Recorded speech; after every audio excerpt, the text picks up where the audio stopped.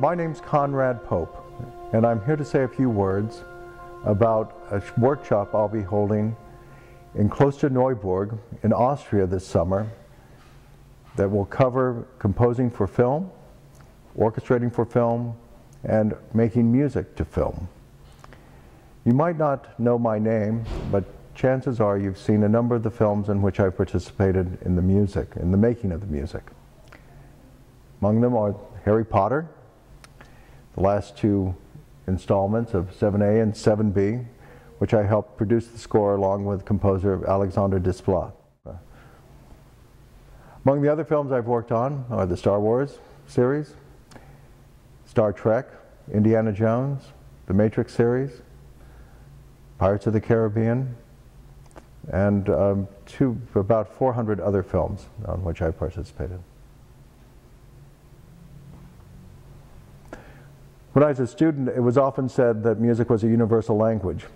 At the time, I sometimes doubted that, but the older I've become, and through the internet and through mass media, I must say that in my lifetime, that if there is a music that is a universal language, it would have to be film music.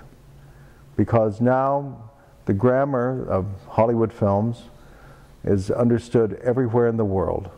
If one hears the opening of Star Wars in China, or New York, or Vienna, or London, I think that every audience knows what's being communicated. And so, towards that end, I hope to foster talent in Europe. I hope to be able to help composers in Europe achieve something of the Hollywood sound, as well as bring their own fresh perspectives, and hopefully keep film music the vital language it currently is well into the future, as it passes on to a newer generation, the generation I hope to be meeting in Vienna. This summer, among the topics we'll be covering is spotting film. That is, how do you write music to film? At what point do you start to write music to film? What do you do when you see film that hasn't been scored? And we'll start at the very, very basic beginnings, where we'll take a piece of film with just simple dialogue and most rudimentary sound effects, and we'll look at that film and discover how music can help best tell the story of that film that we'll be looking at. We'll find that not only is film music an artistic endeavor that calls upon every bit of your artistry and every bit of your capacity as a storyteller in music, but it's also a very technical medium, one that demands very precise measurements of time and points of synchronization between the music and the picture that we see. And we're going to learn how to make these technical problems basically not inhibit or hinder our artistic visions for whatever we want to put to film. And so I'm very excited to be able to do this with students who have no experience, or students that have a great deal of experience. And I think together, working together, that we'll be able to all learn and benefit from each of our unique perspectives. And I'm looking forward to hearing everybody's unique contribution to the scenes that we will score this summer.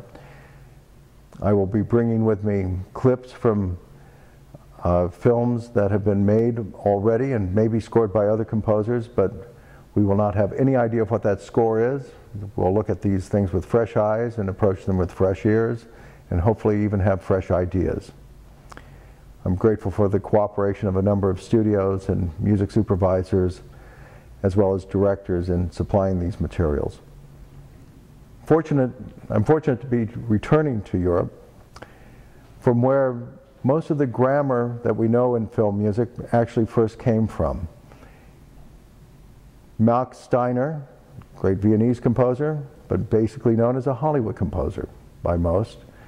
He's one of the founding fathers of the Hollywood sound. And Erich Korngold, another son of Vienna, helped bring the sound of movies, well, actually the sound of European art music to the movies. And I think it's only turnabout is fair play, as they say here in the States.